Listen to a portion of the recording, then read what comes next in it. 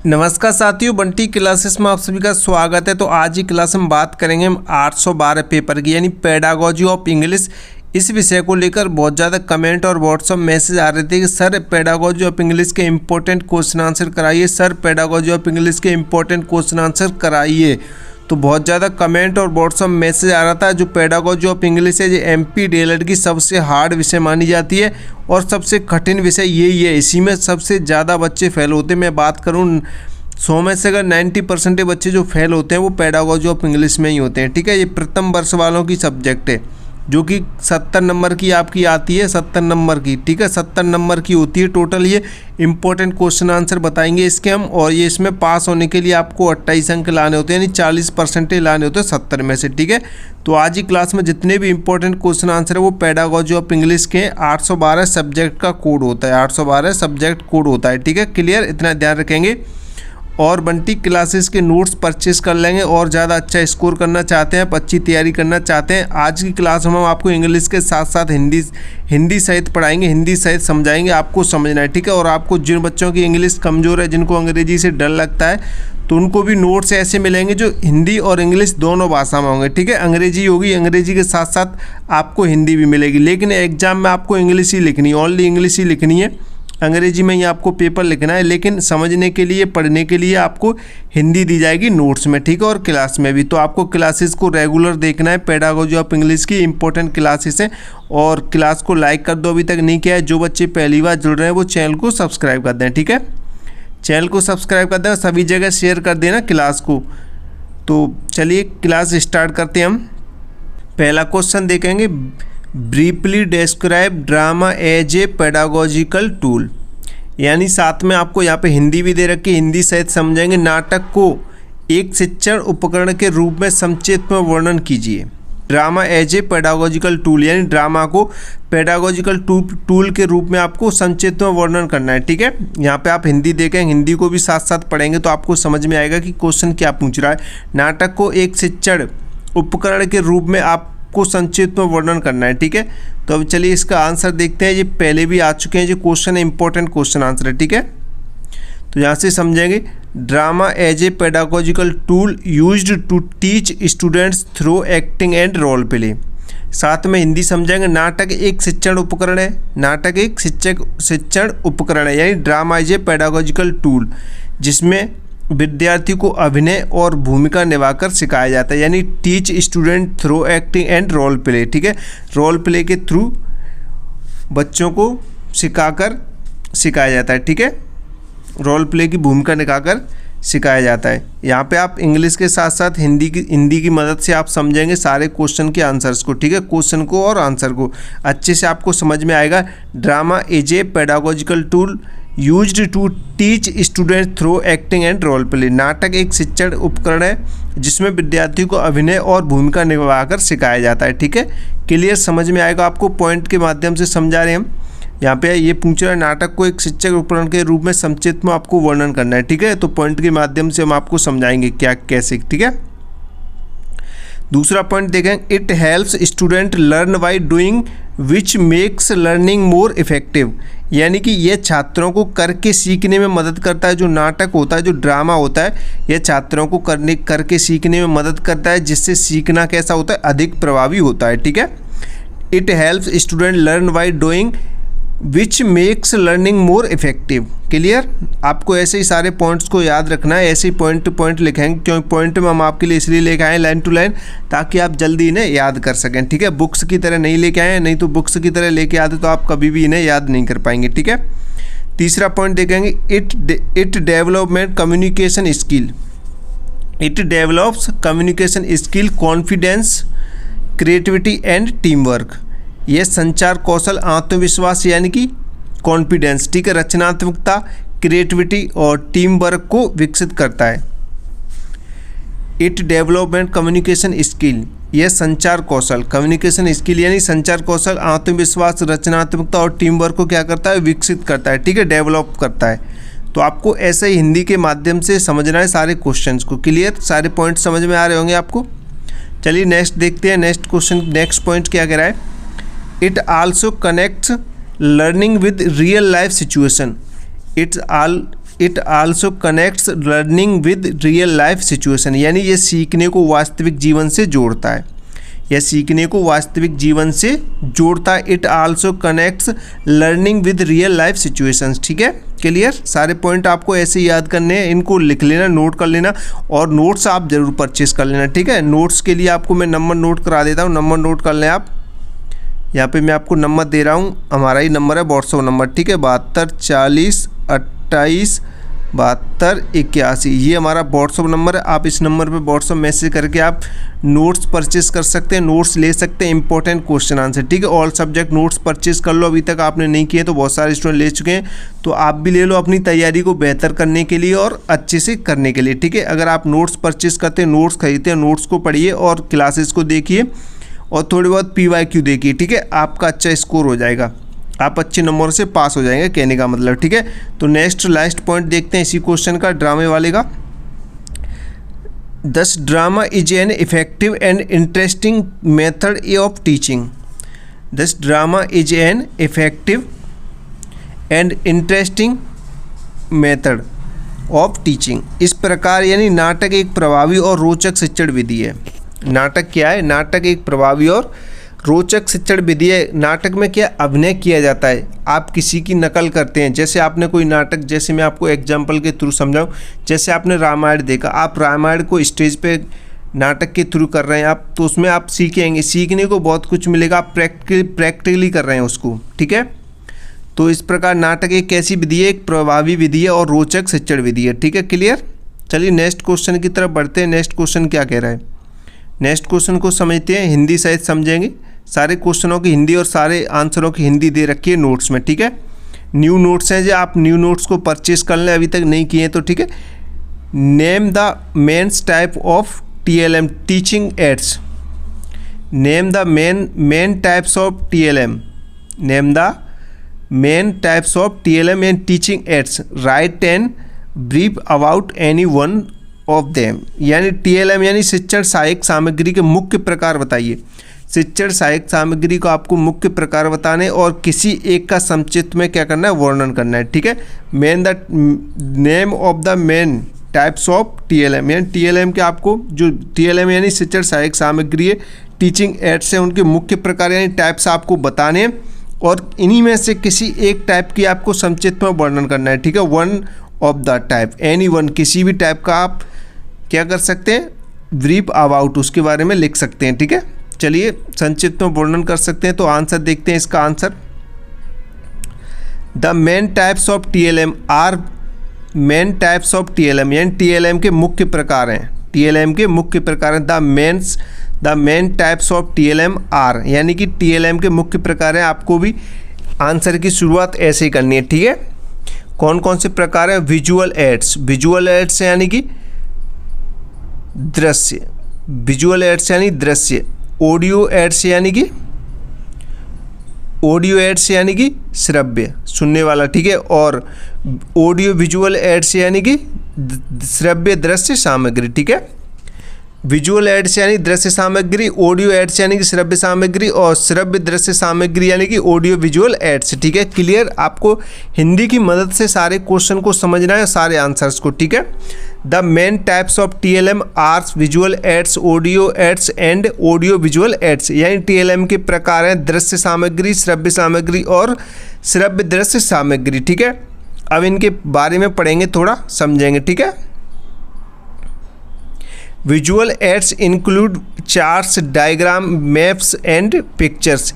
यानी कि जो विजुअल एड्स होता है वो देखने वाला होता है, जिसे हम देख सकते हैं आंखों से। ठीक है, दृश्य सामग्री को आप देख सकते हैं। दृश्य सामग्री में कौन कौन सी चीज़ आती हैं वो आपको बतानी है। ठीक है, चार्ट, आरेख, नक्शे और चित्र शामिल होते हैं। ये किस में होते हैं? विजुअल एड्स में, यानी कि पिक्चर्स। विजुअल एड्स यानी कि दृश्य सामग्री जो देखी जा सकती है। ठीक है, विजुअल एड्स यानी कि देखने वाली सामग्री। ठीक है, देखने वाली सामग्री में क्या होता है? चार्ट्स होते हैं। ठीक है, डायग्राम्स होते हैं, मैप्स होते हैं और पिक्चर्स होती हैं जिन्हें आप देख सकते हैं। ठीक है, जो हो जाएगी विजुअल एड्स। ठीक है, अब हम ऑडियो एड्स की बात करेंगे। ये विजुअल एड्स हो गया आपका। अब हम ऑडियो एड्स की बात करेंगे। ऑडियो एड्स में आप क्या क्या रख सकते हैं ऑडियो एड्स में? यानी कि रेडियो और रिकॉर्डिंग्स वगैरह। ठीक है, जैसे श्रव्य सामग्री में रेडियो और रिकॉर्डिंग शामिल होती हैं। ठीक है, आप इन्हें लिख सकते हैं, ये पॉइंट आपका हो जाएगा। Audio aids include radio and recordings, यानी श्रव्य सामग्री में रेडियो और रिकॉर्डिंग शामिल होते हैं। ठीक है, क्लियर। आगे देखते हैं। अब हम देखते हैं ऑडियो विजुअल्स एड। ठीक है, ऑडियो विजुअल्स एड यानी कि श्रव्य दृश्य सामग्री। श्रव्य दृश्य सामग्री में क्या क्या होता है, क्या क्या शामिल होता है? वीडियोज़ एंड स्मार्ट वॉच, ये आप शामिल कर सकते हैं। वीडियोज़ एंड स्मार्ट वॉच जिसे आप सुन सकते हैं और देख भी सकते हैं। इसमें आप कंप्यूटर भी रख सकते हैं, लैपटॉप भी रख सकते हैं, स्मार्टफोन भी रख सकते हैं, क्योंकि स्मार्टफोन को आप देख भी सकते हैं और सुन भी सकते हैं। ठीक है, श्रव्य दृश्य सामग्री। ठीक है, क्लियर। श्रव्य वो होती है जिसे ओनली सुन सकते हैं, और दृश्य यानी जिसे देख सकते हैं, और श्रव्य दृश्य यानी कि जिसे सुन भी सकते हैं और देख भी सकते हैं। ठीक है, ऑडियो वीडियो और ऑडियो और विजुअल और वीडियो विजुअल ऐसे। ठीक है, श्रव्य दृश्य सामग्री। अब इनमें से एक टाइप को हमें एक्सप्लेन करना है। ठीक है, एक टाइप्स को, तो हम विजुअल एड्स को टाइप क्वेश्चन में पूछा था, एनी वन में से किसी एक टाइप को आपको एक्सप्लेन करना है। ठीक है, उसके बारे में लिखना है संक्षिप्त में। तो हम यहाँ पे आप देख सकते हैं विजुअल एड्स को एक्सप्लेन करेंगे। यानी visual aids helps students learn through seeing, यानी कि दृश्य सामग्री देखने के माध्यम से सीखने में क्या मिलती है? मदद मिलती है। ठीक है, दृश्य सामग्री देखने के माध्यम से सीखने में मदद करती है। जो दृश्य सामग्री होती है वो देखने के माध्यम से सीखने में क्या करती है? मदद करती है। ठीक है, visual aids help student learn through seeing, यानी जो स्टूडेंट होते हैं वो देखकर ज़्यादा सीखते हैं, देखकर ज़्यादा सीखते हैं। ठीक है, विजुअल एड्स जैसे आप बच्चों को सिखा रहे हैं क्लास में, तो आप चार्ट वगैरह के माध्यम से आप सिखा सकते हैं, कि यहाँ पिक्चर्स वगैरह के माध्यम से आप सिखा सकते हैं, तो बच्चे उसे जल्दी सीखेंगे देखकर। ठीक है, तो वही क्या है? दृश्य सामग्री है, विजुअल्स एड्स हैं। ठीक है, क्लियर। नेक्स्ट पॉइंट देखते हैं इसी का।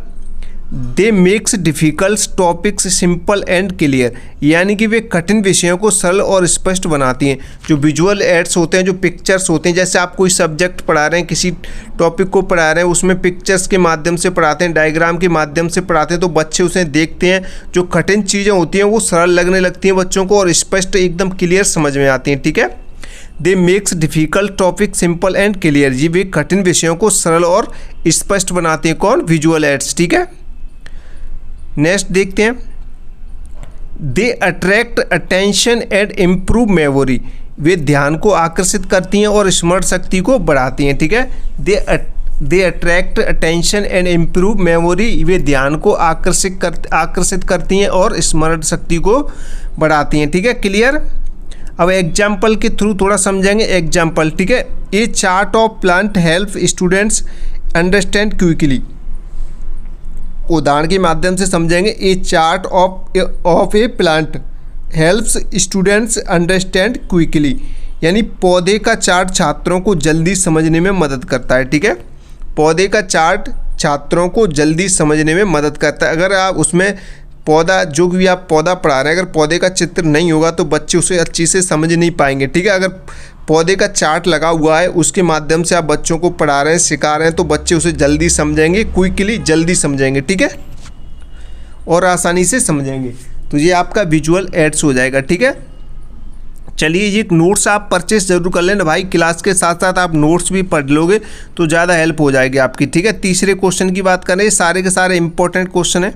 ठीक है, write any 2 characteristics of good lesson plan, यानी कि एक अच्छे पाठ योजना की कोई 2 विशेषताएं लिखी। आपको 2 विशेषताएं बतानी है, किसकी? एक अच्छे पाठ योजना की, यानी गुड लेसन प्लान की 2 कैरेक्टरिस्टिक्स आपको लिखनी है। कोई भी लिख सकते हैं आप गुड लेसन प्लान की। ठीक है, तो चलिए हम यहाँ पे हिंदी के माध्यम से समझते हैं। एक अच्छे पाठ योजना की कोई 2 विशेषता लिखी जो आप पे आती हैं, जैसे आप लिख सकते हैं वैसे लिख सकते हैं। ठीक है, एनी 2 पूछ रहा है इसमें। ठीक है, कोई फिक्स नहीं है, आप कोई भी लिख सकते हैं। तो यहाँ पे हम आपको बताएंगे, एक good lesson plan has clear objective, यानी कि एक अच्छे लेसन प्लान का, एक अच्छे पाठ योजना क्या होना चाहिए? स्पष्ट उद्देश्य होना चाहिए, क्लियर ऑब्जेक्टिव्स होने चाहिए। ठीक है, एक गुड लेसन प्लान के। तो आप इन्हें अंग्रेजी को हिंदी की सहायता से अच्छे से समझ रहे हैं। ठीक है, दूसरा पॉइंट आप लिख सकते हैं, it shows what student should learn, यानी यह बताता है कि छात्रों को क्या सीखना है। यह बताता है कि छात्रों को क्या सीखना है। It shows what students should learn. ठीक है, चलिए आगे बढ़ते हैं। आप लोग लाइक बहुत कम कर रहे हैं क्लास को, लाइक तो आ ही नहीं रहे आप लोगों के। आपके लिए इतनी मेहनत से हम क्लास लेके आ रहे हैं, लाइक नहीं आ रहे हैं, और बहुत सारे बच्चों ने तो अभी चैनल को सब्सक्राइब नहीं किया है भाई। बताओ चैनल को सब्सक्राइब करो, लाइक करो, कमेंट करो। आपके लिए, आपके कहने पर, आपके इतने सारे कमेंट देखकर आपके लिए पेडागोजी ऑफ इंग्लिश की क्लासेस लेके आए, इंपॉर्टेंट क्वेश्चन आंसर लेके आए, अंग्रेजी के साथ साथ हिंदी भी लेके आए ताकि आपको जल्दी समझ में आए, क्योंकि सबसे ज़्यादा इसमें जो बच्चे हैं वो हिंदी मीडियम के ही हैं। ठीक है, तो हिंदी मीडियम के बच्चे अंग्रेजी समझ नहीं पाते, इसलिए हम उनके लिए क्या लेके आए, साथ ही साथ हिंदी भी लेके आए ताकि वो जल्दी से समझ सकें इन क्वेश्चंस को। ठीक है, और प्रश्नों को। चलिए नेक्स्ट पॉइंट क्या कह रहा है इसमें, it is well organised in proper sequence, यानी ये सही क्रम में व्यवस्थित होती हैं, यह सही क्रम में व्यवस्थित होती हैं। It is well organised in a proper sequence. ठीक है, और दूसरा पॉइंट देखें, it includes activities and evaluation, यानी कि इसमें गतिविधियां और मूल्यांकन शामिल होते हैं। ठीक है, गतिविधियां और मूल्यांकन, एक्टिविटीज़ एंड एवल्यूएशन। ठीक है, क्लियर, आपको हिंदी से समझ में आ रहा होगा सारे क्वेश्चन। ठीक है, नेक्स्ट क्वेश्चन देखते हैं। नेक्स्ट क्वेश्चन क्या कह रहा है, what do you mean by monitoring in the classroom.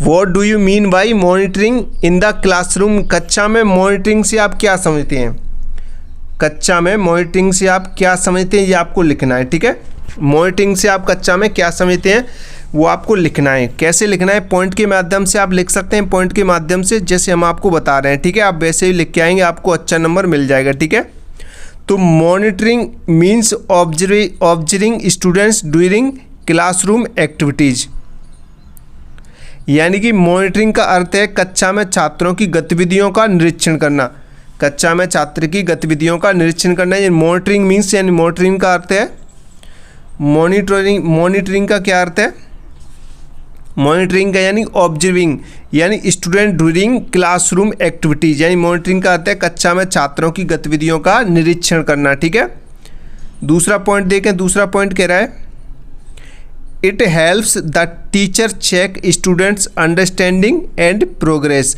यह शिक्षक को छात्रों की समझ और प्रगति को जांचने में क्या करता है, हेल्प करता है, यानी मदद करता है। ठीक है, अंडरस्टैंडिंग एंड प्रोग्रेस में क्या करता है, हेल्प करता है टीचर की। नेक्स्ट तीसरा पॉइंट देखें, it helps in identifying student difficulties, यह छात्रों की कठिनाइयों को पहचानने में क्या करता है, मदद करता है, हेल्प करता है। ठीक है, it helps in identifying students difficulties. ठीक है, बहुत ही सरल और इजी लैंग्वेज में आपके लिए लेके आए। नेक्स्ट पॉइंट देखें, it also helps the teacher to guides and support student,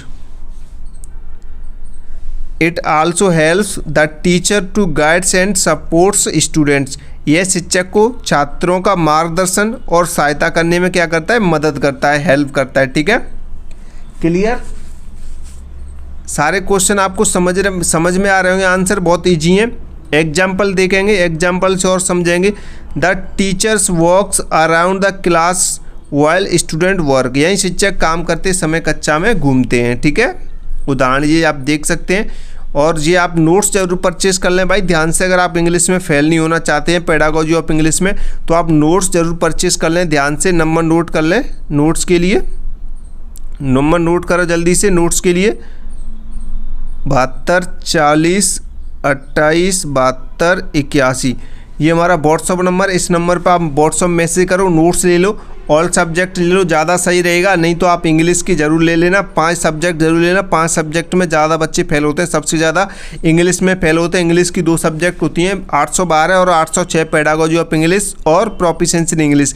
in 2 subject में सबसे ज़्यादा बच्चे फेल होते हैं। फिर उसके बाद आपकी मैथ में बच्चे फेल होते हैं। उसके बाद एक कंप्यूटर वाली सब्जेक्ट होती है और एक योग शिक्षा वाली होती है। इन 5 सब्जेक्ट में बच्चे सबसे ज़्यादा फेल होते हैं। ठीक है, और सारे सब्जेक्ट के आप नोट्स पढ़ लो, क्योंकि एक दूसरे की जो भी सब्जेक्ट हैं MPDLED की, वो सारी सब्जेक्ट एक दूसरे से रिलेटेड हैं। ठीक है, एक सब्जेक्ट के दूसरी में क्वेश्चन पूछे जाते हैं, तो आप नोट्स ज़रूर परचेज कर लें। ठीक है, नोट्स परचेज कर लो। तो 5वां क्वेश्चन देख रहे हैं। 5वां क्वेश्चन कह रहा है, write any four issue challenge of teaching English as a second language, यानी कि अंग्रेजी को दूसरी भाषा के रूप में पढ़ाने की 4 समस्याएं लिखिए। अंग्रेजी को दूसरी भाषा के रूप में पढ़ाने की 4 समस्याएं लिखिए। ठीक है, समस्याएं आपको लिखनी है। राइट एनी 4 इशू यानी समस्याएं या चैलेंज आपको लिखने हैं। अंग्रेजी को दूसरी भाषा के रूप में पढ़ाने की 4 समस्या लिखनी है। आप दूसरी भाषा के रूप में अंग्रेजी को कैसे पढ़ाएंगे और किन किन समस्या हो सकती हैं आपको पढ़ाते समय, ठीक है। कौन कौन से इशू हो सकते हैं वो आपको 4 लिखने, 4 इशू लिखने हैं, ठीक है। चलिए आप कैसे लिख सकते हैं वो देखेंगे, ठीक है। तो 4 इशू लिखेंगे आप। मैं यहाँ पे आपको पॉइंट के माध्यम से ही समझाऊंगा सारे क्वेश्चंस को आंसर सहित। There is a lack of practice environment, ठीक है, यानी अभ्यास का वातावरण नहीं होता है। आप अंग्रेजी को दूसरी भाषा के रूप में पढ़ा रहे हैं, यहाँ पे बच्चे हिंदी जानते हैं सबसे ज़्यादा, तो यहाँ पे वो अभ्यास वातावरण नहीं है कि आप अंग्रेजी को दूसरी भाषा में पढ़ा सकते हैं। तो एक तो आपके पास ये चुनौती आ सकती है, ये समस्या आ सकती है, there is a lack of practice environment, ठीक है, अभ्यास का वातावरण नहीं होता है। दूसरा आप देख सकते हैं मदर टंग इन्फ्लुएंस लर्निंग, यानी कि मातृभाषा का प्रभाव पड़ता है। यहाँ पे सभी बच्चे वो हिंदी के आम मातृभाषा वाले हैं और आप अंग्रेजी पढ़ाएंगे दूसरी भाषा के रूप में तो बच्चे से जल्दी से समझ नहीं पाएंगे, मातृभाषा का प्रभाव पड़ता है, ठीक है।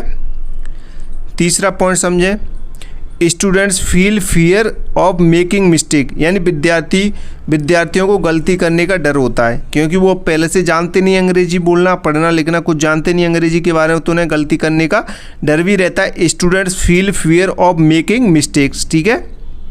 इन पॉइंट को आप अच्छे से ध्यान रखते हुए समझेंगे। स्टूडेंट्स हैव लिमिटेड वोकेबुलरी, यानी विद्यार्थियों की शब्दावली सीमा कैसी होती है, सीमित होती है, ठीक है। शब्दावली कैसी होती है, सीमित होती है, यानी जो स्टूडेंट होते हैं उन्हें ज़्यादा उनकी जो वोकेबुलरी है यानी मीनिंग्स वगैरह उन्हें ज़्यादा याद नहीं होती है। स्टूडेंट्स हैव लिमिटेड वोकेबुलरी, यानी विद्यार्थियों की शब्दावली कैसी होती है, सीमित होती है, ठीक है, लिमिटेड होती है। और नेक्स्ट पॉइंट देखें, this challenge makes learning English difficult, यानी कि ये समस्या अंग्रेजी सीखने को कठिन बनाती हैं, ठीक है। उनकी वोकेबुलरी कैसी होती है, लिमिट होती है, वोकेबुलरी की लिमिटेड होती है, उनको डर लगता है अंग्रेजी से और मातृभाषा का उन पर प्रभाव पड़ता है। वो क्योंकि वो बच्चे हिंदी माहौल में पले हैं तो हिंदी वाली लैंग्वेज उसमें ज़्यादा आती है, अंग्रेजी उन्होंने देखी नहीं कभी सुनी नहीं, तो वो उस हिसाब से उन्हें डर लगता है, ठीक है। एक अभ्यास का वातावरण नहीं होता है कि वो अभ्यास कर सकें क्योंकि सब चारों तरफ जो भी स्टूडेंट हैं जो भी लोग रहते हैं वो हिंदी वाले वातावरण के रहते हैं। आप अंग्रेजी उन्हें सिखा रहे हैं तो उनका जो वातावरण का जो अभ्यास है वो उन्हें अंग्रेजी सीखने नहीं देगा, ठीक है, क्लियर। नेक्स्ट क्वेश्चन देखते हैं। नेक्स्ट क्वेश्चन क्या कह रहा है, what do you mean by learning style, यानी सीखने की शैली से आप क्या समझते हैं, सीखने की शैली से आप क्या समझते हैं, ठीक है। तो आंसर देखते हैं, what do you mean by learning style. Learning style का आंसर देखते हैं, learning style are the different ways in which students learn best, या learning style are the which different ways in which student learn best. सीखने की शैली व तरीके हैं, सीखने की शैली वे तरीके हैं जिनसे विद्यार्थी सबसे अच्छा सीखते हैं, ठीक है। कैसा सीखते हैं, सबसे अच्छा सीखते हैं। सीखने के शैली के वे तरीके हैं जिनसे विद्यार्थी सबसे अच्छा सीखते हैं। Learning style are the different ways in which student learn best, ठीक है, अच्छा सीखते हैं। नेक्स्ट पॉइंट देखते हैं, some student learn by seeing visuals, some student learn by seeing, यानी कुछ विद्यार्थी देखकर सीखते हैं, यानी विजुअल्स में आएगा ये, विजुअल्स का है, देखकर सीखते हैं। सम लर्न बाई हेयरिंग, यानी कुछ सुनकर सीखते हैं, ऑडिटरी कुछ सुनकर सीखते हैं, ठीक है। नेक्स्ट देखते हैं, सम लर्न बाई डूइंग, यानी कि कुछ करके सीखते हैं, कुछ सुन के सीखते हैं, तो कुछ देख कर सीखते हैं, आप ये लिख सकते हैं, ठीक है। This learning styles help teacher teach effectively, यानी इस प्रकार सीखने की शैली शिक्षक को क्या बनवाती, प्रभावी ढंग से पढ़ाने में मदद करती है, ठीक है। शिक्षक को इस प्रकार की जो स्टाइल है वो क्या करती है, शिक्षक को प्रभावी ढंग से पढ़ाने में क्या करती है, मदद करती है। टीचर्स टीच इफेक्टिवली, ठीक है। नेक्स्ट क्वेश्चन देखते हैं, क्लास को आप लोग लाइक नहीं करते हैं भाई, लाइक करो क्लास को, इम्पोर्टेंट है ये, इम्पोर्टेंट है आप लोगों के लिए, इम्पोर्टेंट क्लास है, इससे बहुत सारे क्वेश्चन आपको देखने को मिलेंगे, इम्पोर्टेंट है, ठीक है, सारे के सारे इम्पोर्टेंट है, आए हुए क्वेश्चन है। तो नेक्स्ट क्वेश्चन देखते हैं। नेक्स्ट क्वेश्चन कह रहा है, name different types of learners, right any brief about any one them, विभिन्न प्रकार के शिक्षार्थियों के नाम बताइए तथा किसी एक वर्णन कीजिए, किसी एक का वर्णन कीजिए। ठीक है, name different types of learners, learners के टाइप बताने हैं आपको, और right any brief about any one them, यानी कि सभी टाइप के जो लर्नर हैं उनमें से एक टाइप का जो लर्नर है उस पर क्या करना है आपको, उसके बारे में लिखना है। ठीक है, वर्णन करना है, एक्सप्लेन करना है। चलिए समझते हैं आंसर को। Types of learners are, types of learners are यानी कि शिक्षार्थी के प्रकार। शिक्षार्थी के प्रकार कौन कौन से होते हैं? विजुअल, ठीक है, विजुअल यानी कि दृश्य, श्रव्य यानी कि ऑडिटरी, और एक क्रियात्मक काइनेस्टिक। ठीक है, काइनेस्टिक यानी क्रियात्मक। ये आपके हो जाएंगे 4 विजुअल्स हो जाएंगे। ठीक है, काइनेस्टिक लर्नर यानी कि एक देखकर सीखने वाला, सुनकर सीखने वाला और कर सीखने वाला। ठीक है, जो हमें अभी ऊपर बात किए थे। तब इसमें से हमें एक को एक्सप्लेन करना है तो हम करेंगे विजुअल लर्नर्स को। ठीक है, विजुअल लर्नर्स को एक्सप्लेन करना है एक को हमको। तो a visual learner learns best through image, charts and diagram, यानी कि देखकर सीखना। दृश्य शिक्षार्थी चित्र, चार्ट और आरेख के माध्यम से सबसे अच्छा सीखते हैं। ठीक है, उन्हें चार्ट दिखाई देता है, उसे देखकर सीखते हैं, आरेख से सीखते हैं वो, और सबसे अच्छा सीखते हैं। ठीक है, दूसरा देखें, they understand better by seeing things, यानी वे देखकर बेहतर समझते हैं। ठीक है, देखकर उन्हें चार्ट्स वगैरह देखते हैं, डायग्राम वगैरह, तो उन्हें देखकर वो अच्छी तरीके से सीख जाते हैं, समझ जाते हैं। एग्जाम्पल के लिए आप देखेंगे, they use chart and pictures will learning, यानी कि उदाहरण में वे सीखते समय चार्ट और चित्रों का उपयोग करते हैं। ठीक है, क्लियर। नेक्स्ट क्वेश्चन की तरफ बढ़ते हैं। क्लास को लाइक करें, चैनल को सब्सक्राइब करें, जिन्होंने नोट्स परचेस नहीं किए हैं वो स्टूडेंट नोट्स परचेस कर लें ध्यान से। ठीक है, नोट्स आप परचेस करोगे तो ज़्यादा बेटर रहेगा आपके लिए, बाकी आप लोगों की मर्जी, आपको क्या करना है। ठीक है, नेक्स्ट क्वेश्चन देखते हैं। What are the roles and responsibilities of good learner, यानी कि एक अच्छे शिक्षार्थी की भूमिका और जिम्मेदारी क्या है। एक गुड लर्नर की अच्छी विशेषता, रेस्पॉन्सिबिलिटी यानी कि जिम्मेदारी, रोल्स यानी कि भूमिका क्या है वो आपको बतानी। ठीक है, what are the roles and responsibilities of a good learner की, एक अच्छे शिक्षार्थी के बारे में आपको बताना है कि उसकी क्या जिम्मेदारी होती है। जिम्मेदारी यानी कि रेस्पॉन्सिबिलिटीज और भूमिका यानी कि रोल्स। ठीक है, तो एक good learner lessons carefully and classroom, एक अच्छा शिक्षार्थी कक्षा में ध्यान से सुनता है। एक अच्छा शिक्षार्थी होता है वो कक्षा में ध्यान से सुनता है। एक लर्नर, जो अच्छा लर्नर की बात करें हम, जब टीचर पढ़ाएगा तो अच्छा जो लर्नर है यानी शिक्षार्थी है, सीखने वाला है, वो अच्छी तरीके से सीखेगा, ध्यान से, केयरफुली। ठीक है, तो आपको ये सारे पॉइंट अच्छे से समझने इंग्लिश में और हिंदी से। ठीक है, he complete is work on time. ठीक है, ये वह अपना कार्य समय पर पूरा करता है। अभी आपने क्लास में पढ़ाया तो एक अच्छा लर्नर होगा, वो अपना काम क्लास में ही ख़त्म करेगा। ठीक है, कल के लिए नहीं छोड़ेगा। क्लियर, वो अपना काम समय पर करता है। ठीक है, समय पर ही पूरा करता है। He ask questions to clear doubts, यानी वह शंकाओं को दूर करने के लिए प्रश्न पूछता है। एक अच्छा लर्नर होता है, उसे कोई भी टॉपिक या कोई भी क्वेश्चन में डाउट होता है, जब टीचर पढ़ाता है तो वो तुरंत ही टीचर से अपने डाउट्स क्लियर कर लेता है ताकि उसे आगे दिक्कत ना हो। ठीक है, he ask questions to clear doubts. ठीक है, एक अच्छा शिक्षार्थी करता है, ये एक अच्छा लर्नर। ठीक है, ही प्रैक्टिस रेगुलरली, वह नियमित अभ्यास करता है, डेली पढ़ता है वो। ठीक है, ही प्रैक्टिस रेगुलरली, डेली वो अपना काम करता है, जो भी उसने सीखा उसकी रेगुलर क्या करता है, प्रैक्टिस करता है। ही रेस्पेक्ट टीचर्स एंड क्लासमेट्स, वह शिक्षक और सहपाठियों का सम्मान करता है। जो एक अच्छा लर्नर होता है वो अपने टीचर्स की क्या करता है, रेस्पेक्ट करता है, सम्मान करता है उनका, और जो क्लासमेट्स हैं, जो सहपाठी उसके यार दोस्त हैं, उनका भी सम्मान करता है। ठीक है, उनकी भी रेस्पेक्ट करता है। तो ये पॉइंट आप लिख सकते हैं अच्छे से। दस is a good learner is active and responsible, यानी कि इस प्रकार एक अच्छा शिक्षार्थी होता है वो सक्रिय और जिम्मेदार होता है, यानी एक्टिव और रेस्पॉन्सिबल होता है। ठीक है, एक अच्छा लर्नर यानी गुड लर्नर। तो आपको समझ में आ रहे होंगे सारे, बहुत ही ईजी लैंग्वेज लिखी हमने अंग्रेजी की और साथ ही हिंदी भी दिया है। ठीक है, आपको सारे क्वेश्चन समझ में आ रहे होंगे। नेक्स्ट क्वेश्चन देखेंगे, व्हाट इज़ द 5 ES, इसके बारे में आपको बताना है। 5 ES फॉर्मेट ऑफ कॉन्स्टिट्यूशन, यानी कि रचनावाद का 5E प्रारूप क्या है, रचनावाद का 5E प्रारूप क्या है। ठीक है, फॉर्मेट आपको बताना है, तो यहाँ पे हम आपको बताएंगे इसका फॉर्मेट। ठीक है, 5 ES का format, the 5 ES model includes engage, explore, explain, elaborate और एवेल्यूएट, यानी कि 5E है। यहाँ पे आप देखेंगे जो 5E है ये क्या क्या है। ठीक है, एक तो इसमें हो जाएगी क्या, मैं इसका थोड़ा कलर चेंज कर लेता हूँ, आपको समझ में आएगा। ठीक है, इंगेज, एक तो ये हो जाएगा आपका इंगेज। ठीक है, दूसरा हो जाएगा आपका, देखो मैं आपको बताता हूँ अच्छी सी,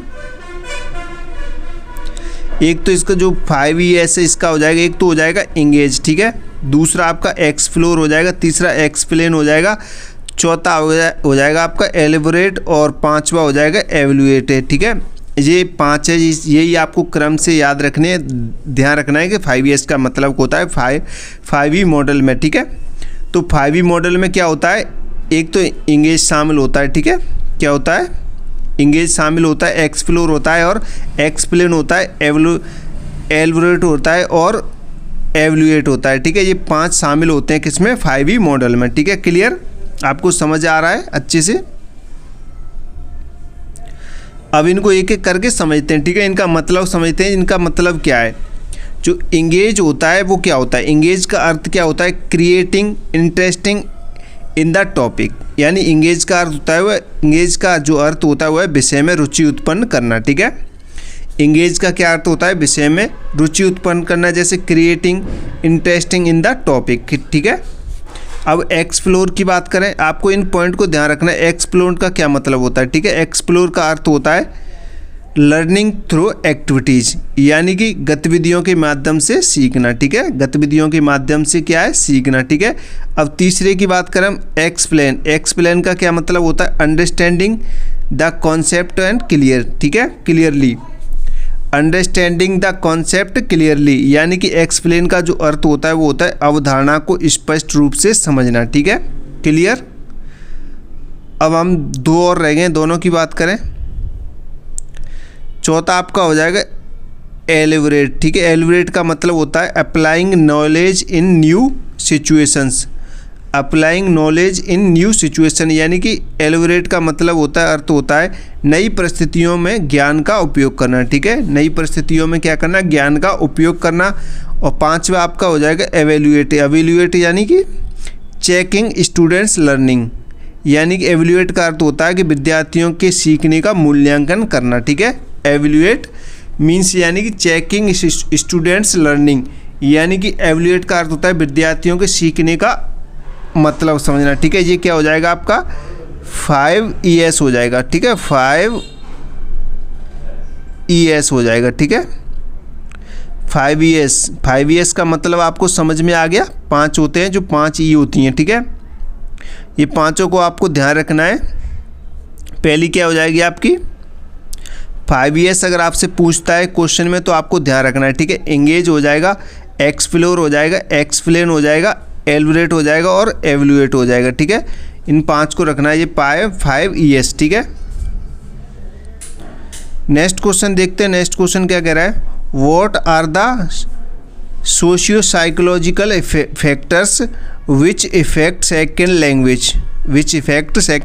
language learning, write in brief about any one, यानी दूसरी भाषा सीखने को प्रभावित करने वाले सामाजिक मानसिक कारक क्या हैं, ये आपको बताना है। किसी एक संक्षिप्त में वर्णन करना है, किसी एक का क्या करना है, संक्षिप्त में आपको वर्णन करना है। What are the socio psychological factors which affect second language learning. ठीक है, तो write in brief about anyone, किसी एक के बारे में एक्सप्लेन करना है आपको।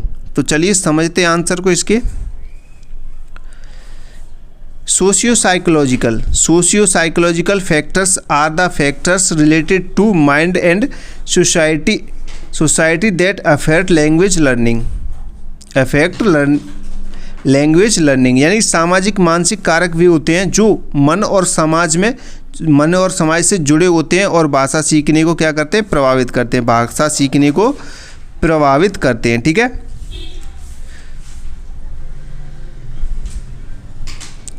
These factors influence how a students learns A second language. ये कारक यह प्रभावित करते हैं कि विद्यार्थी दूसरी भाषा कैसे सीखता है। These factors influence how a students learns A second language. ये कारक यह प्रभावित करते हैं कि विद्यार्थी दूसरी भाषा कैसे सीखता है। ठीक है, क्लियर, समझ में आ रहा होगा आपको। The main socio-psychological factors are motivation, attitude, eccentricity and social environment। ठीक है, यानी मुख्य सामाजिक जो मानसिक कारक हैं वो कौन कौन से हैं, प्रेरणाएं, दृष्टिकोण है, चिंताएं और सामाजिक वातावरण है। ठीक है, इनमें से आपको एक को एक्सप्लेन करना है। इसमें से मैं आपको प्रेरणा को एक्सप्लेन करके बता रहा हूँ, यानी कि मोटिवेशन। ठीक है, मोटिवेशन आप इनमें से कोई सा भी कर सकते हैं, प्रेरणा, दृष्टिकोण, चिंता और सामाजिक वातावरण में से। मैं आपको मोटिवेशन को एक्सप्लेन करके बता रहा हूँ। एनीवन पूछा था उसने, एक आप कोई सा भी कर सकते हैं। ठीक है, क्लियर। तो यहाँ पे देखें मोटिवेशन मीन्स, यानी कि मोटिवेशन का अर्थ क्या होता है। मोटिवेशन मीन्स द डिजायर और interest to learn a language, यानी प्रेरणा का अर्थ है भाषा सीखने की इच्छा या रुचि। प्रेरणा का क्या अर्थ है, भाषा सीखने की इच्छा या रुचि। ठीक है, दूसरा पॉइंट देखें, it is one of the most important factors in learning A second language, यानी दूसरी भाषा सीखने का सबसे महत्वपूर्ण कारक है। यह दूसरी भाषा सीखने का सबसे महत्वपूर्ण कारक क्या, मोटिवेशन। अगर आप किसी से प्रेरित होते हैं, मोटिवेट्स होते हैं, कोई आपके सामने अच्छी अंग्रेजी बोल रहा है, समझिएगा एग्जाम्पल से, कोई आपके सामने अच्छी अंग्रेजी बोल रहा है तो आप उससे प्रेरित होंगे ना कि मुझे भी अंग्रेजी सीखनी है। तो यह दूसरी भाषा सीखने का सबसे महत्वपूर्ण कारक है क्या, मोटिवेशन। ठीक है, प्रेरणा, अगर आप किसी को प्रेरणा मिलती है किसी से सीखने के लिए तो ये सबसे बेस्ट कारक है। ठीक है, नेक्स्ट पॉइंट देखेंगे, आप नेक्स्ट पॉइंट लिख सकते हैं, एक्सप्लेन कर रहे हैं मोटिवेशन को। ठीक है, a motivator learner learns faster and practice more. प्रेरित विद्यार्थी, जो मोटिवेट्स विद्यार्थी होते हैं वो तेज़ी से सीखते हैं और शिक्षक और अधिक प्रभावित और अधिक अभ्यास करते हैं, प्रैक्टिस करते हैं। ठीक है, ए मोटिवेटेड लर्नर लर्न्स फास्टर, यानी जल्दी सीखते हैं, और प्रैक्टिस मोर, और अधिक क्या करते हैं, वो प्रैक्टिस करते हैं। ठीक है, अधिक अभ्यास करते हैं। क्लियर। अब नेक्स्ट देखते हैं, motivation increase confidence and makes learning effective, यानी प्रेरणा क्या है, आत्मविश्वास बढ़ाती है। प्रेरणा मोटिवेशन क्या करे, इंक्रीज कॉन्फिडेंस, आपके अंदर क्या क्या इंक्रीज होता है, कॉन्फिडेंस लेवल बढ़ता है। ठीक है, इंक्रीज होता है, बढ़ता है। और मेक्स लर्निंग, यानी कि सीखने को क्या बोलती है, प्रभावित होती है। मेक्स लर्निंग इफेक्टिव, आपका जो सीखना होता है वो क्या होता है, प्रभावित होता है। ठीक है, किससे होता है, मोटिवेशन से। ठीक है, मोटिवेशन। क्लियर, आपको समझ में आ रहे होंगे सारे पॉइंट। इंग्लिश के साथ हिंदी भी बता रहे हैं, जो हिंदी मीडियम स्टूडेंट है वो भी अंग्रेजी को अच्छे से समझ पाएँ। ठीक है, इन पॉइंट के माध्यम से आपको समझना है। Students with high motivation are more active in the classroom, यानी जिन छात्रों में अधिक प्रेरणा होती है वे कक्षा में क्या होते हैं, अधिक एक्टिव होते हैं, यानी अधिक सक्रिय होते हैं। ठीक है, जिनके अंदर जो स्टूडेंट होते हैं हाई मोटिवेशनल वाले, वो कैसे होते हैं, क्लासरूम में अधिक एक्टिव रहते हैं, यानी मोर एक्टिव, यानी अधिक सक्रिय रहते हैं। ठीक है, नेक्स्ट क्वेश्चन देखते हैं। नेक्स्ट क्वेश्चन क्या कह रहा है, और मैं आपको बता दूंगा, अभी तक आपने बंटी क्लासेस के नोट्स परचेस नहीं किए हैं तो आप नोट्स परचेस कर लो, और भी अच्छी परसेंटेज गेन करने के लिए। क्लासेस तो आप देख ही रहे हैं, नोट्स और पढ़ लेना, क्योंकि क्लासेस तो आती हैं, टाइम लगता है क्लासेस आने में। अगर आप नोट्स एक बार परचेस कर लेते हो तो आप नोट्स जल्दी पढ़ लोगे, तो आप एक दो बार रिवीजन भी हो जाएगा आपका। नोट्स पढ़ लो, क्लासेस देख कर आपका रिवीजन भी हो जाएगा, तो आप अच्छी परसेंटेज बना सकते हो, आपको जल्दी समझ में आएगा। ठीक है, सारे क्वेश्चन को अच्छे से समझना है, तो आप नंबर नोट कर लो। जिनको नोट्स चाहिए वो नंबर व्हाट्सअप मैसेज करके नोट्स ले सकते हैं। ठीक है, 72 40 28 72 81। ठीक है, ये नंबर है हमारा व्हाट्सअप नंबर, तो आप व्हाट्सअप मैसेज करके नोट्स परचेज कर लो, इंपॉर्टेंट क्वेश्चन आंसर आपको मिल जाएंगे। ठीक है, चलिए नेक्स्ट क्वेश्चन देखते हैं। नेक्स्ट क्वेश्चन क्या कह रहा है, और जिन स्टूडेंट ने क्लास को लाइक नहीं किया है वो लाइक कर दो ध्यान से, और जो चैनल को पे पहली बार जुड़ रहे हैं, क्लास देख रहे हैं, वो चैनल को सब्सक्राइब जरूर कर देना, और भी आगे इंपॉर्टेंट क्वेश्चन आंसर की क्लासेस देखने के लिए, ठीक है। तो नेक्स्ट हमारा जो 11वां क्वेश्चन है वो कह रहा है, what is the importance of textbook, what is the importance of text book और course book in second language learning, यानी जो दूसरी भाषा सीखने में जो पाठ्य पुस्तक या कोर्स बुक है उसका क्या महत्व है, ये आपको बताना है। What is the importance of text book, course book in second language, जो सेकेंड लैंग्वेज है आपकी, सेकेंड लैंग्वेज सीखने के लिए, लर्निंग के लिए आपको टेक्स्ट बुक और कोर्स बुक का क्या कितनी इम्पोर्टेंस है वो आपको बतानी है, ठीक है। लिखनी है आपको कि टेक्स्ट बुक और कोर्स बुक का क्या महत्व है सेकेंड लैंग्वेज सीखने में, ठीक है। समझ में आ रहा है आपको सारे आंसर्स, ठीक है। अब देखते हैं आंसर, देखते हैं इसका। टेक्स्ट बुक और course book plays an importance role in second language learning, पाठ्य पुस्तक या कोर्स बुक दूसरी भाषा सीखने में महत्वपूर्ण भूमिका निभाती है। टेक्स्ट बुक और course book plays an importance role in second language learning, दूसरी भाषा सीखने में क्या करती है, इम्पोर्टेंट रोल अदा करती है, ठीक है, सेकेंड लैंग्वेज सीखने में। क्लियर। नेक्स्ट बढ़ते हैं, नेक्स्ट पॉइंट देखते हैं। It provides structures and organised content to students, यानी कि यह छात्रों को व्यवस्थित और क्रमबद्ध सामग्री प्रदान करती है। It provides structured and organised content to student, यानी छात्रों को क्या करती है, व्यवस्थित और क्रमबद्ध सामग्री प्रदान करती है, ठीक है। नेक्स्ट पॉइंट देखें। नेक्स्ट पॉइंट कह रहा है, in it includes lessons, explains, examples and exercise for practice, यानी इसमें पाठ, उदाहरण और अभ्यास के प्रश्न होते हैं, ठीक है। नेक्स्ट पॉइंट देखें, बहुत ही सरल और इजी भाषा में आपके लिए लेके आए। It helps in developing reading, writing, speaking and listening skill, यानी it helps in developing reading, writing, speaking and listening skill, यानी ये पढ़ने में क्या करती है, लिखने, बोलने, पढ़ने और सुनने के कौशल को क्या करती है, विकसित करती है, डेवलप करती है, ठीक है। डेवलप करती है, किस किस को डेवलप करती है, ये रीडिंग, राइटिंग, स्पीकिंग और लिसनिंग स्किल्स को, ठीक है। नेक्स्ट पॉइंट देखें। नेक्स्ट पॉइंट क्या कह रहा है, it guides both the teacher and the students in the learning process, यह शिक्षक और छात्र दोनों को सीखने में क्या करती है, दोनों की सीखने की प्रक्रिया को क्या करती है, मार्गदर्शन करती है, ठीक है, मार्गदर्शन देती है। इट गाइड्स बोथ यानी टीचर्स और स्टूडेंट, ठीक है, the teachers and the students in the learning process में क्या करती है, ये मार्गदर्शन करती है, गाइड्स करती है, ठीक है। नेक्स्ट पॉइंट देखें। It makes learning easy and systematic, यह सीखने को आसान और व्यवस्थित बनाती है। नेक्स्ट पॉइंट देखें। It also helps students in self study and revision, यह छात्रों के स्वयं अध्ययन और पुनरावृत्ति में क्या करती है, मदद करती है। रिवीजन और सेल्फ स्टडी में क्या करती है, हेल्प करती है, ठीक है। एग्जाम्पल के थ्रू समझें। एग्जाम्पल देखें। ए text book contents lesson and exercise in one place for better learning, यानी एक पाठ्य पुस्तक में पाठ और अभ्यास एक ही स्थान पर होते हैं, जिससे सीखना क्या होता है, आसान होता है, ठीक है, बेटर होता है लर्निंग सीखना, ठीक है। इसमें क्या क्या होता है, लेसन्स में क्या होता है, एक्सरसाइज होती हैं आपकी, और बेटर और कंटेंट होता है, लेसन प्लान्स होते हैं, ठीक है।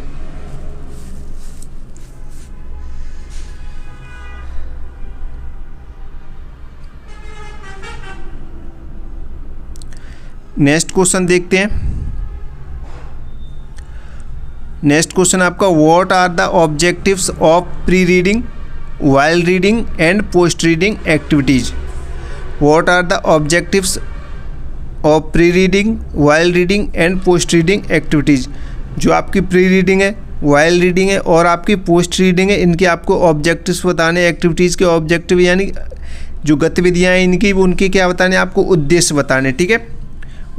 जैसे प्री रीडिंग को हम क्या कहते हैं, पूर्व पठन, ठीक है, और वाइल रीडिंग यानी कि पठन के दौरान, और पोस्ट रीडिंग यानी पठन के बाद, ठीक है। एक्टिविटीज यानी गतिविधियाँ, इनके आपको क्या बताने, उद्देश्य बताने, ऑब्जेक्टिव्स बताने हैं। ठीक है, चलिए आंसर देखते हैं।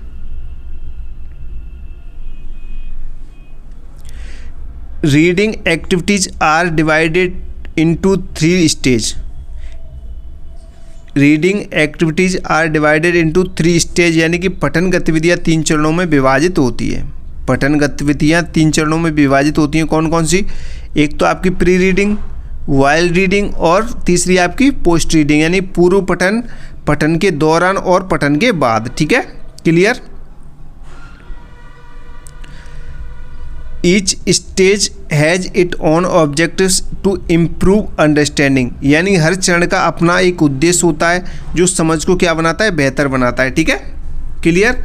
Each stage has own objectives, अपने एक चरण का क्या होता है, अपने हर एक चरण का, अपने एक स्टेज का क्या होता है, उद्देश्य होता है, जो अपने आप में एक क्या करता है, अपनी जो समझ को क्या बनाता है, बेहतर इंप्रूव करता है, अंडरस्टैंडिंग को क्या करता है, इंप्रूव करता है। ठीक है, तो सबसे पहले हम जानेंगे प्री रीडिंग ऑब्जेक्टिव्स, यानी कि पूर्व पठन के उद्देश्य जानेंगे, प्री रीडिंग ऑब्जेक्टिव्स। ठीक है, तो इसके कौन कौन से उद्देश्य हैं वो आपको बताने हैं। ठीक है, चलिए हम आपको यहाँ पे बताते हैं। Pre reading prepares students for the topic, यानी पूर्व पठन छात्रों को विषय के लिए क्या करता है, तैयार करता है। ठीक है, it activities their pure knowledge, यानी ये उनके पहले से ज्ञान को क्या करता है, जागृत करता है, प्योर नॉलेज। ठीक है, जागृत करता है।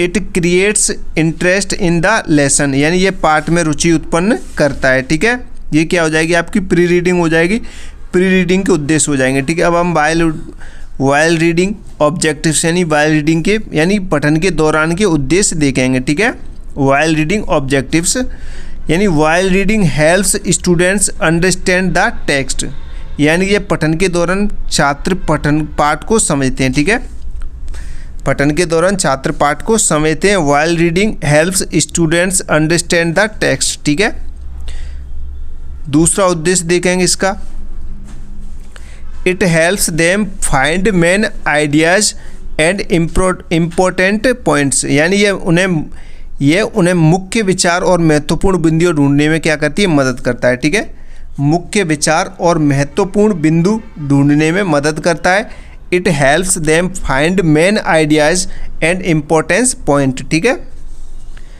It improve reading skills like speed and compress. ठीक है, कॉम्प्रिसेशन, यानी ये पढ़ने की क्षमता और समझ को बढ़ाता है। अब नेक्स्ट देखते हैं पोस्ट रीडिंग ऑब्जेक्टिव। ठीक है, पोस्ट रीडिंग के ऑब्जेक्टिव्स देखे, यानी पठन के बाद के उद्देश्य। इसमें क्या होता है, post reading checks students understanding of the text, यानी पठन के बाद पाठ की समझ की जांच होती है। पठन के बाद पाठ की समझ की जांच होती है। It helps in discussion and deeper thinking, यानी ये चर्चा और गहराई से सोचने में मदद करता है। It helps students apply what they have learned, यानी ये छात्रों को सीखे हुए ज्ञान का उपयोग करने में क्या करता है, मदद करता है।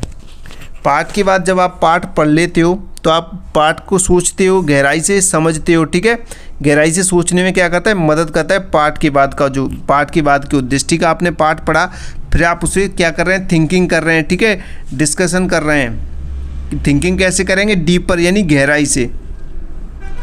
It help student apply what they have learned, यानी छात्रों को सीखे हुए ज्ञान का उपयोग करने में क्या करता है, मदद करता है। ठीक है, अब एग्जाम्पल सहित समझेंगे, तीनों का एग्जाम्पल देखेंगे, एक एग्जाम्पल देखेंगे तीनों का एग्जाम्पल, यानी कि उदाहरण। ठीक है, बिफोर रीडिंग का, यानी कि the teacher ask question to prepare student, यानी कि पढ़ने से पहले शिक्षक प्रश्न पूछते हैं ताकि छात्र तैयार हों। ठीक है, उसके बाद during reading students underline important points, यानी पढ़ते समय छात्र महत्वपूर्ण बिंदुओं को रेखांकित करते हैं, इंपॉर्टेंट पॉइंट्स को क्या करते हैं, अंडरलाइन करते हैं। ठीक है, after reading students right A summary of the lesson, यानी पढ़ने के बाद छात्र पाठ का क्या करते हैं, सार लिखते हैं। ठीक है, पढ़ने के बाद छात्र पाठ का सार लिखते हैं। तो आज की क्लास के ये इंपॉर्टेंट क्वेश्चन आंसर थे जो आपको हमने करा दिए। ठीक है, ये इंपॉर्टेंट है, सारे पेडागोजी ऑफ इंग्लिश सब्जेक्ट के सारे इंपॉर्टेंट क्वेश्चन आंसर आपको कराए हमने। तो अभी तक आपने इस क्लास को लाइक नहीं किया है तो लाइक करें सबसे पहले तो, और कमेंट करें आपको ये क्लास कैसी लगी और क्या आप आगे भी पेडागोजी ऑफ इंग्लिश की क्लास लेके आनी है। और नोट्स ज़रूर परचेज़ कर लें, इंग्लिश के जो भी नोट्स हैं वो आपको मिल जाएंगे, साथ ही हिंदी लैंग्वेज मिल जाएगी। आपने ये नोट्स देख लिया, आपको बता दिए हमने, साथ में हिंदी भी दी गई है। इन हिंदी से आप समझ सकते हैं लेकिन लिखना आपको इंग्लिश में ही है, ठीक है। इंग्लिश सब्जेक्ट में, इंग्लिश के पेपर में आपको इंग्लिश में ही लिखना है। नोट्स के लिए नंबर नोट कर लेंगे आप, एक बार नंबर नोट करें 72 40 28 72 81, ठीक है। ये हमारा व्हाट्सअप नंबर है, तो व्हाट्सअप मैसेज करके आप नोट्स परचेज़ कर सकते हैं, नोट्स खरीद सकते हैं। ज़्यादा नहीं तो कम से कम इंग्लिश सब्जेक्ट्स के नोट्स खरीदें, नहीं तो आप इंग्लिश में फेल हो सकते हैं, ठीक है। वैसे ऑल सब्जेक्ट खरीदेंगे तो ज़्यादा बेटर रहेगा आपके एग्जाम्स के लिए, एग्जाम में आपकी बहुत हेल्प हो जाएगी, ठीक है। नोट्स को आप कम समय में पढ़ सकते हैं, शॉर्ट नोट्स हैं, आसान सरल भाषा में लिखे गए हैं, ठीक है। और तो क्लास को शेयर कर देना, लाइक कर देना, चैनल को सब्सक्राइब करना ना भूलें। सभी स्टूडेंट चैनल को सब्सक्राइब करें अभी तक नहीं किया है तो, और टेलीग्राम इंस्टाग्राम ज्वाइन कर लें। नीचे आपको डिस्क्रिप्शन में लिंक मिल जाएगी टेलीग्राम, व्हाट्सअप और इंस्टाग्राम की, ठीक है। तो मिलते गए नई क्लास में। जय हिंद, जय भारत।